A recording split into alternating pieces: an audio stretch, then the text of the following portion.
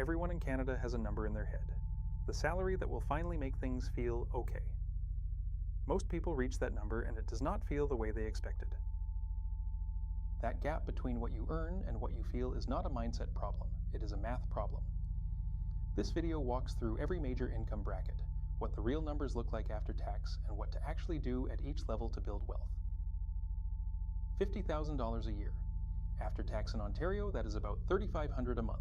You can afford a place in Hamilton, Halifax, or Winnipeg. The basics are covered, but there is almost no room to grow. One emergency, a car repair, a dental bill, 2 weeks off sick, wipes out the month. At $50,000, there is no cushion unless you deliberately build one, and something always goes wrong. The first move at this level is a small emergency fund. Even $500 set aside changes how you respond to life. Once you have that, open a TFSA and put in whatever you can start with. $50 a month, $100. The amount matters less than starting. $75,000. This is where most Canadians expect to finally feel comfortable.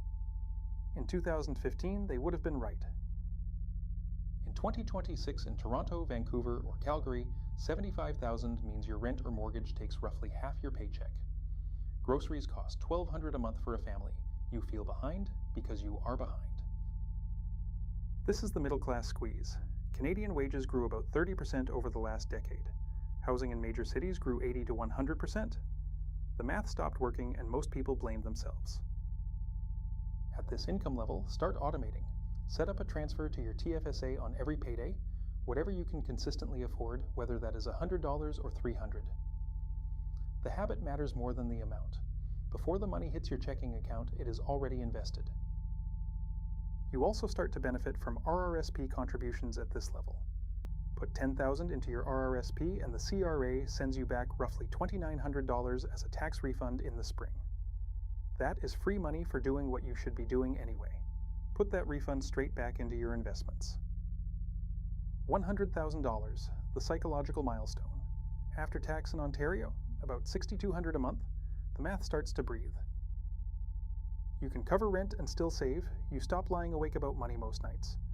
But $100,000 in Canada in 2026 is solidly middle class. Not rich, not even close to rich. Max your TFSA first, $7,000 a year. Then contribute to your RRSP on top. A $15,000 RRSP contribution at this income gets you back roughly $4,800 in taxes. Take that refund and put it straight back into your investments. That is the loop you invest.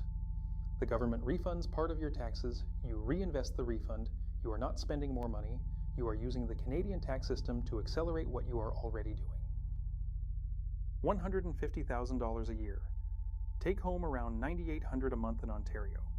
Now things actually shift. A condo mortgage is manageable. You can max your TFSA and RRSP and still have money left over. At this level, your RRSP becomes very powerful. A $20,000 contribution saves you roughly $8,000 in taxes. That is not a small deduction. That is real money back in your pocket that you then reinvest. If you are buying a first home, add the FHSA on top. $8,000 a year, $40,000 lifetime, fully tax deductible going in, and completely tax-free coming out for a home purchase. If you plan to buy in Canada, this account should be open right now. $200,000 and above, top 5% of Canadian earners. You are building real wealth now, but this level has its own trap and most high earners never see it coming. Lifestyle creep. As income rises, spending rises automatically with it. The person earning $200,000 and spending $185,000 is building almost no net worth. High income without discipline builds nothing. Income and wealth are not the same thing. Income is what you earn, wealth is what you keep and grow. Most high earners confuse being well paid with being wealthy. They are very different things. A doctor earning $300,000 who spends $280,000 has almost no net worth growth. A teacher earning $80,000 who invests $1,000 a month for 30 years builds over $1.2 million. Compounding does not care about your salary. Time is the variable that matters most, not your income, not the stocks you pick. The investor who starts at 25 with $300 a month will almost always outbuild the investor who starts at 35 with $1,000. Canada gives you 3 specific tools to widen the gap between what you earn and what the government takes. Most Canadians never fully use all 3 at the same time. The TFSA, over $102,000 in cumulative contribution room as of 2026. Every dollar of growth inside it, capital gains, dividends, interest, comes out completely tax-free when you withdraw. $500 a month invested in a Canadian index fund inside your TFSA. At a historical average return of 7%, that grows to $260,000 in 20 years, from $60,000 of your own money. The RRSP reduces your taxable income in the year you contribute. Put $15,000 in and you are taxed as though you earned $15,000 less that year. The CRA sends you a check in the spring. Reinvest it every time. The FHSA was introduced in 2023, $8,000 a year, $40,000 lifetime. Tax deductible going in and tax-free coming out for a first home purchase, one of the best accounts Canada has ever created. Most Canadians do not need to pick individual stocks. One ETF, XEQT or VECIT, holds thousands of companies across the entire world. You buy one thing and you are globally diversified. Low fees, simple, it works. The most powerful habit you can build at any income level is automation. Set up an automatic transfer on every payday, even $50. The money moves before you see it. You never miss what you never had. Treat investing like a utility bill. Your phone company gets paid automatically every month. Your landlord gets paid automatically. Your future self deserves the same automatic commitment. Set it up once and leave it alone. A 25-year-old investing $400 a month until 65 at 7% average returns ends up with just over $1 million. From $192,000 of their own money. That is what compounding does over time.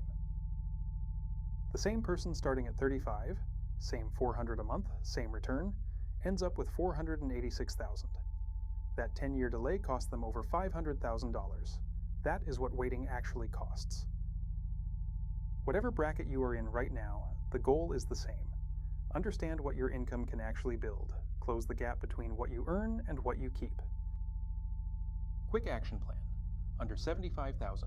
Emergency fund first, then open your TFSA with whatever you can start with. $75,000 to $100,000. Automate TFSA, start RRSP. Over $100,000, max both and reinvest the tax refund. Over $150,000, add the FHSA and use the RRSP aggressively. If this gave you something useful, subscribe. Loonie Logic, one Canadian money mechanism every week.